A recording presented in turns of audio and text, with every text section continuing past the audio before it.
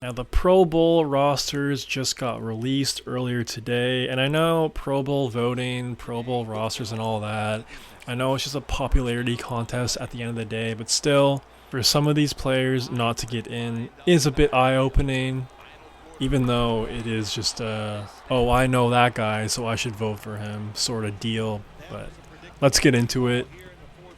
First, I want to go over the AFC offense. Josh Allen, Joe Burrow, Lamar Jackson, Derrick Henry, Joe Mixon, Jonathan Taylor, Patrick Richard, Jamar Chase, Jerry Jeudy. Wow, interesting. Nico Collins, Zay Flowers, Brock Bowers, Travis Kelce, Deion Dawkins, Laramie Tunsil, Rashawn Slater, Quentin Nelson, Joe Thuney, Trey Smith, Creed Humphrey, Tyler Linderbaum. Now, I know Jerry Jeudy has gone off the past 5-6 weeks, but still, I'm kind of surprised by that one a little bit. Just because he's not a household name just yet, but good for Jerry Jeudy. He definitely deserves it. I'm just surprised, again, considering the fact that it's a popularity contest. Travis Kelce hasn't had the best season statistically, but still, he is a huge household name, of course, one of the greatest tight ends of all time. Makes a lot of sense. Everything else looks pretty solid, in my opinion. NFC offense, Jared Goff, Jaden Daniels, Sam Darnold, Saquon Barkley, Jahmyr Gibbs, Josh Jacobs, Kyle Juszczyk, Justin Jefferson, Amon-Ra St. Brown, CeeDee Lamb, Terry McLaurin, George Kittle, Trey McBride, Lane Johnson, Penei Sewell, Tristan Wirfs, Landon Dickerson, Tyler Smith, Chris Lindstrom, Frank Ragnow. Looks pretty good, honestly. I don't really have any complaints with the NFC offense. Everything looks as expected, in my opinion. Now, the AFC defense, Myles Garrett, Trey Hendrickson, Max Crosby, Cam Hayward, Chris Jones, Matabuke, Nick Benito, TJ Watt, Khalil Mack, Roquan Smith, Zaire Franklin, Stingley Jr., Pat Surtain, Marlon Humphrey, Denzel Ward, Minkah Fitzpatrick, Kyle Hamilton, Derwin James. I would have to look at the stats of Denzel Ward, Derwin James, and Minkah Fitzpatrick. I know Minkah Fitzpatrick, Derwin James are ballers. I know Denzel Ward is a great player too, but just statistically, I don't have those numbers off the top of my head right now. Chargers, Steelers, Browns fans, let me know if you think those three guys deserve to be in the Pro Bowl. Again, I'm a fan of their game. I know they're great players, but I'm surprised no one else kind of took their place. You let me know if you agree with me or not there. NFC defense, Nick Bosa, Micah Parsons, Rashawn Gary, Jalen Carter, Dexter Lawrence, Vita Vea, Grenard, Van Ginkel, Jared Verse, Fred Warner, Zach Bond, Jalen Johnson, Byron Murphy, Devon Witherspoon, J.C. Horn, McKinney, Buda Baker, Brian Branch.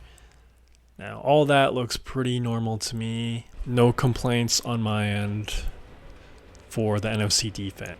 Now, let's get into the snubs. First off, Baker Mayfield. Baker has had a hell of a year, but at the same time, the guys over him were Jared Goff, Sam Darnold, and Jaden Daniels. So definitely tough competition. But still, Baker just maybe could have made it in. I'm curious to see how many votes he did get. And the Tampa Bay Buccaneers have definitely been the under the radar sort of team. No one really had a lot of expectations for them for this upcoming year. And, back-to-back years, man, Baker's balling. The Bucs really might have their franchise guy moving forward. So regardless, really happy for the level of play Baker is playing at this past year, and just happy for the guy. I mean, come on, who doesn't like Baker Mayfield? Dude is a fiery guy, hard not to root for him. Second is Kirby Joseph. Now, Kirby Joseph actually has 9 interceptions this year, and I don't really know how that stat got swept under the rug. This dude should definitely be in the Pro Bowl. That is a lot of picks. And he is the 5th player over the last 12 seasons to grab 9 or more interceptions. So definitely an impressive feat from that end. Now another big snub is Brian Thomas Jr. I know the Jags haven't had a lot of attention this year. And I feel like if they were a competitive team or a playoff team, this dude definitely would have gotten in. As of right now, Brian Thomas is 5th in the NFL in receiving yards with 1,100, with 1,179 yards. And all the receivers ahead of him are currently in the Pro Bowl. And it's just all more so impressive considering that he's a rookie and he's doing it with Trevor Lawrence and Mac Jones, man. Absolutely nuts. Now, Zay Flowers and Nico Collins did get the nod over Brian Thomas. And as of today, man, Brian Thomas has more receptions and more receiving yards than Zay Flowers.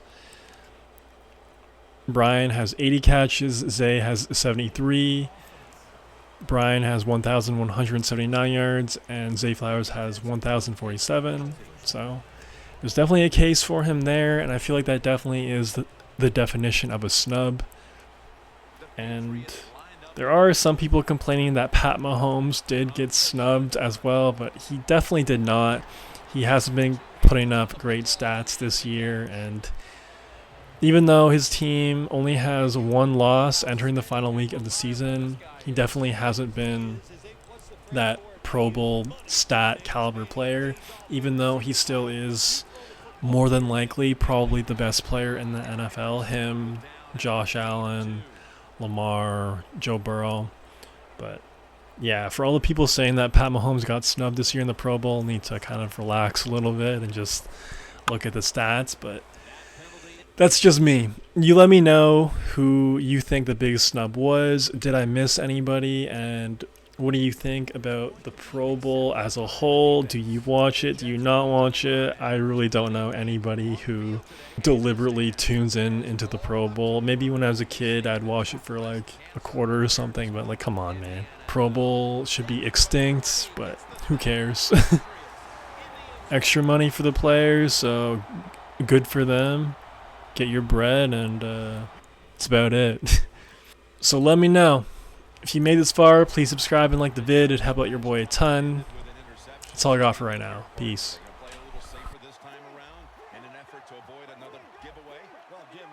Listen, this is not a perfect game. It's a game of adversity. You're going to have turnovers. And the interception by Patrick Chung. Well, that's a rough way to get the game started, isn't it, Phil? Come out and throw an early pick.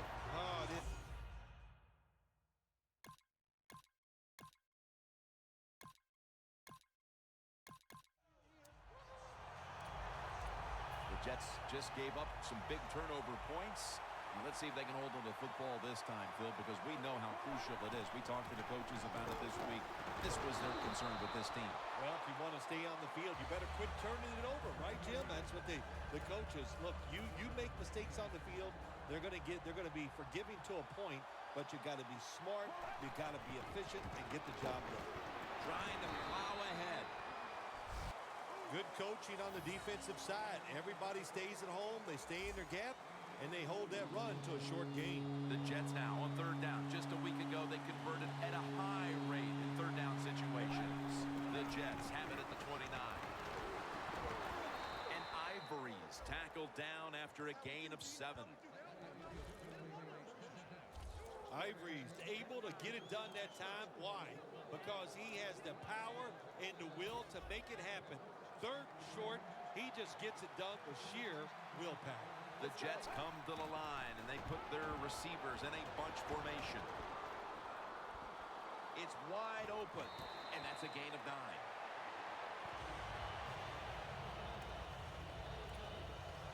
It's now 2nd down.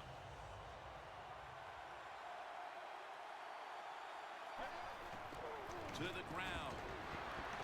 He's tackled beyond the markers. It's a 1st down.